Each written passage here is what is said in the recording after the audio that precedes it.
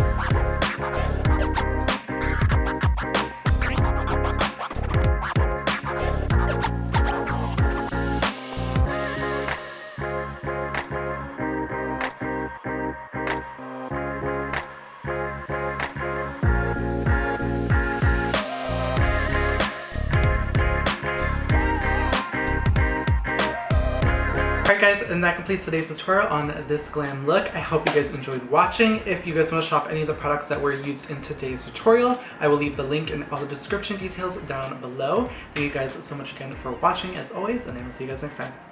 Bye guys.